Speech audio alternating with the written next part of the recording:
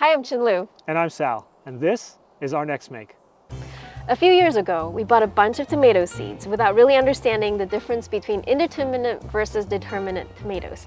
So come to find out, we actually bought a bunch of indeterminate seeds, which means they just continue to grow as long as it's warm enough. Unfortunately, in our shady garden, they tend to grow very tall and very skinny. And we learned that the hard way the first year. We had to come up with a very rudimentary, quick solution to support them. This year though, we thought we'd spend the time to build a proper trellis for them. Before we build the trellis, we're going to take a minute to upgrade the sides of this raised bed. We're going to swap out the deteriorating wood for some composite material. First, we're going to move all the rocks away from the edges of the bed.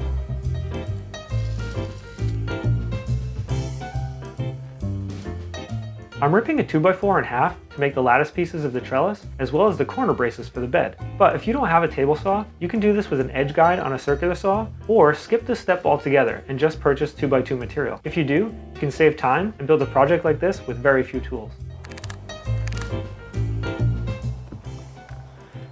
So I'm pre-drilling holes in here just so that it's easier when I drive the screws at the installation. The first one I'm going to go towards the top, but the second one I'm going to raise off the ground so it's easier when I'm installing, I'm not interfering with the ground.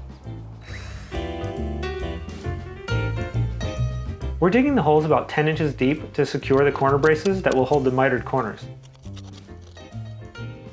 And we're using miters here instead of butt joints, not only because they look nice, but they also hide the corrugated shape of this composite decking.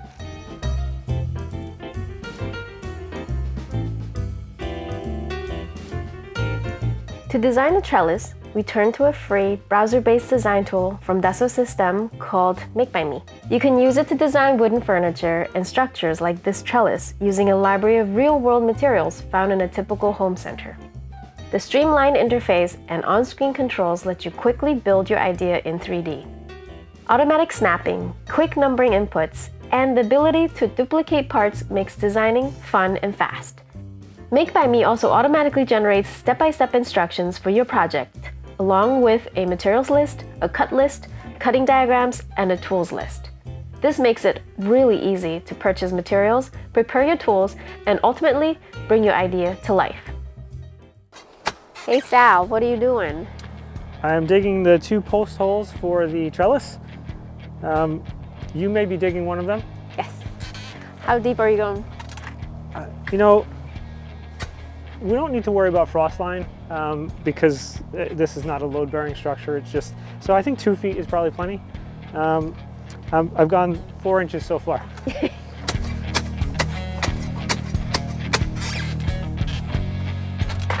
That looks like the same hole I was just digging.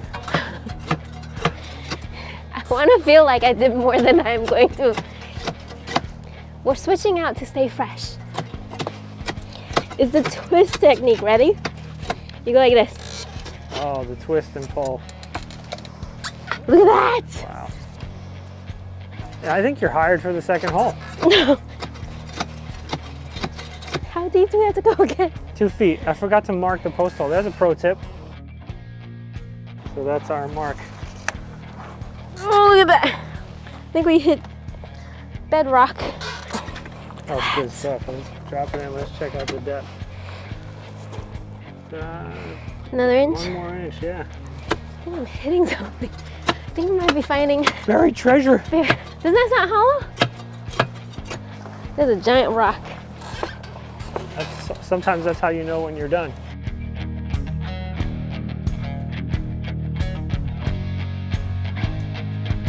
After digging the holes to our target depth, we started to plumb the posts. We'd add a few inches of dirt to the hole to secure the bottom of the post, and then drove in a few screws to attach the post to the side of the bed. This held things in place while we backfilled and tamped the hole. If you're doing this, make sure to compact the dirt every few inches, and double check the post for plumb to make sure you haven't drifted along the way.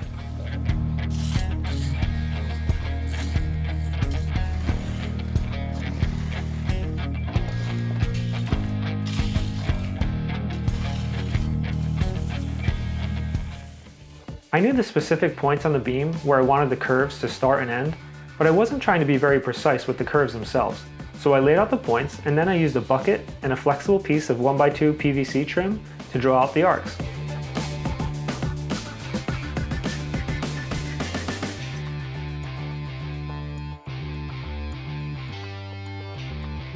After cutting the first beam, I used it as a template to trace the second one.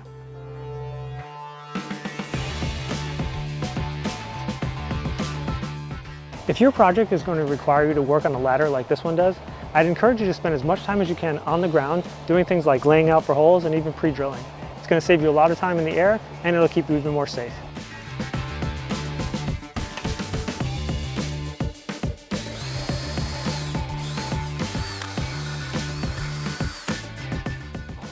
I just laid out all the locations of the runners on the beams. Now I'm going to make marks on the runners themselves and pre-drill holes. That way when I'm on the ladder, I know exactly where to line things up and where to drive my screws. Because the holes that we dug were slightly different in depth, we of course now have a slightly different height on the different posts. This side is a little bit higher, and as you come over here and see, we're pretty good on the level there, and on this side we're flush. So we're going to cut the top off of one side and then we can start mounting the beams. So in addition to cutting off the tops to be level, I want to put a slight bevel on the top, and I'm going to use my speed square to do that. To do it, it's very simple. You put the pivot point at the top edge, and then you've got different degrees here. So we're going to pivot it to 15 degrees. Seems like a reasonable value. And when that's lined up, you can mark your line, and that's what we'll use to cut with the circular saw.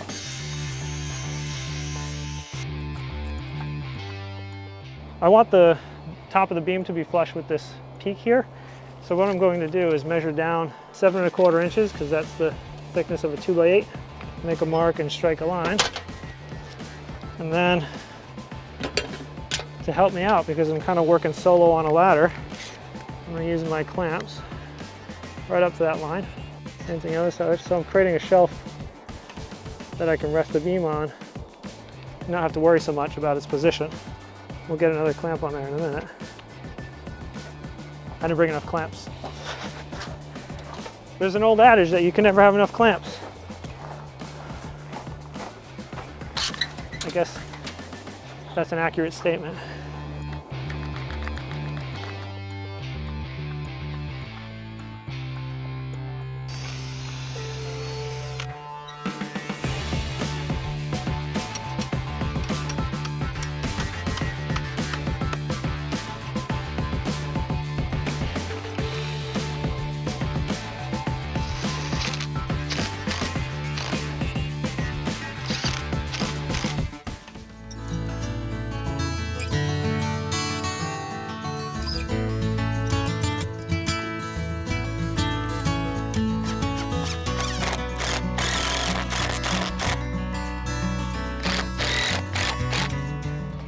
I've collected these straws over time because I didn't want them to go into the landfill.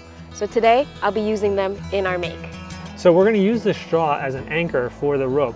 And we're just going to tie either a slip knot or a dead knot just to hold the rope to the straw. So I'll just do a double knot here.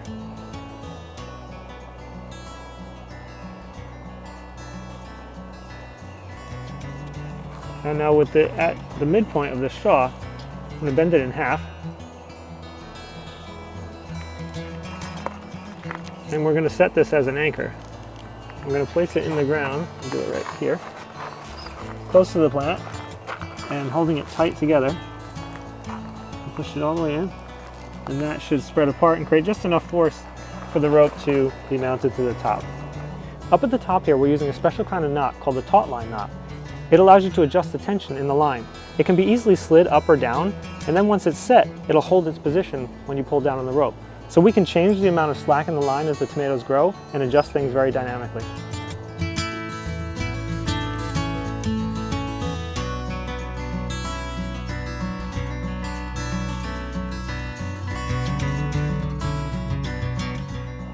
This was a really fun project that came together in just a few days with some very basic tools and adds a lot of value to our garden.